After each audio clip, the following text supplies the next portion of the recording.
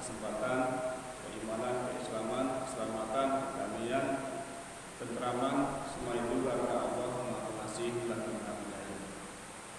Keberlimpahan kehidupan perlu kita syukuri karena banyak dari kita yang menunggu terbitnya matahari hanya untuk ke rumah sakit, untuk lab, nunggu terbitnya matahari hanya untuk mau periksa, nunggu matahari hanya untuk mau antri check up dan lain-lain. Kita masih bersyukur diberikan keberlimpahan kehidupan di mana kita bisa masih sahur, makan makanan yang halal thayyibah, minum air yang segar, mata masih bisa berkedip, kaki masih bisa berjalan. Semua itu harus kita syukuri, kita manfaatkan karena biasanya sesuatu itu berharga setelah kita sudah tidak mendapatkannya.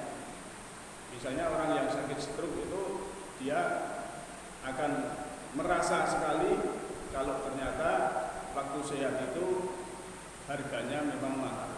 Nah itulah sebetulnya kita perlu selalu bersyukur setiap saat, setiap waktu, kapanpun, dimanapun. Bapak Ibu yang saya hormati, pagi ini saya dapat amanah dari Pak Aris karena beliau ke tempat lain, jadi jadwalnya ini Pak Aris sebetulnya. Dan untuk topik hanya sebentar saja karena ini kuntum melanjutkan tentang Al-Fatihah. Kemarin sudah sampai ihdinas siratal mustaqim, namun saya ulangi dari depan bahwa Bismillah, Pak, titiknya masih di luar. Nanti kalau kita membaca sampai waladhdallin, nanti titiknya, nunnya sudah titiknya di dalam. Jadi setelah kita ihdinas siratal mustaqim, minta petunjuk jalan yang lurus, siratal ladzina an'amta 'alaihim, sebagaimana jalannya orang-orang yang diberi nikmat. Nah, orang yang diberi nikmat ini dijelaskan oleh Allah sendiri di dalam surat An-Nisa ayat 68-69 itu. Siapa itu adalah nabiyyin, wasiddiqin, lantas wasyuhada, wasolihin. Jadi para nabi, para siddiqin, ya, para orang-orang yang jujur, yang benar, kemudian syuhada, ya, orang-orang yang syahid, kemudian solihin. Nah minimal kita ini ikut yang solihin. Jadilah orang yang solihin ini, termasuk kita istilahnya minta seperti jalannya orang yang diberi nikmat tadi. Nah para nabi ini ya, keterangannya juga dijelaskan. Kalau dibacakan ayat Allah ya, dalam surat Maryam ayat 58 itu idza tutla alaihim ayatul rahman, apabila ditilawahkan ayat Ar-Rahman, kharu sujada wa bukiya. Para nabi, para siddiqin, para syuhada, para sholihin ini kalau ditilawahkan ayat-ayat Allah, idza tutla alaihim ayatul rahman, ayatnya Rahman, itu kharu sujada wa bukiya. Dia tunduk, patuh, menyungkur dan menangis. Nah ini, padahal kita mintanya itu supaya diberi jalan seperti jalannya orang yang diberi nikmat. Nah orang yang diberi nikmat itu para nabi, para siddiqin, para syuhada, para sholihin.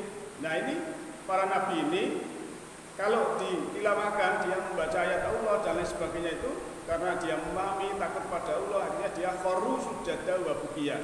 Surat Maryam ayat 58. Jadi dia sudah meresapi, kemudian menyungkur sujud dan menangis. Pertanyaannya, pernahkah kita membaca Al-Quran menangis?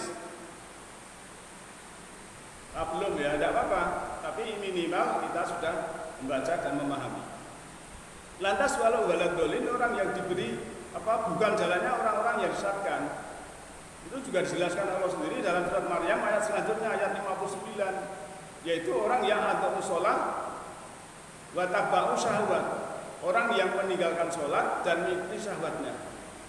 Nah inilah yang kita doakan setiap hari ya, dalam sholat. Maka Bismillah dari Al-Fatihah itu artinya babun, pintu ya. Al-Fatihah itu kemarin saya jelaskan bahwa kalimat bahasa Arab itu kalau ada alnya itu artinya adalah sebagai kata benda sudah diberi al, ini namanya sudah isim ma'rifat.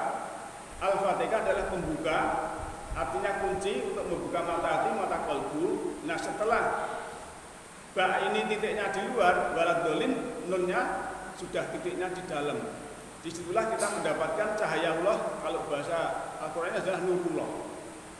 Nah kita selaku manusia ini adalah cahaya Allah, roh, nur insani. Lantas kita diberikan petunjuk. Wahyu-wahyu Allah itu, Al-Quran itu juga nur, cahaya, ya, yang terpuji bahasanya Nur Muhammad. Lantas Allah itu Allahun nurus samawati wal ard, Allah juga nur. Maka tiga-tiganya, nur insani, nur Muhammad dan nurullah berjadi menjadi satu. Itulah yang namanya tauhid.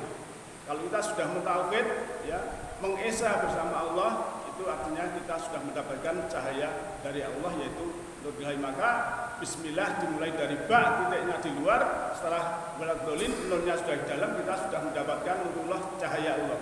Kita semua mendapatkan cahaya Allah. Yahdillahu linurihi mayyasha.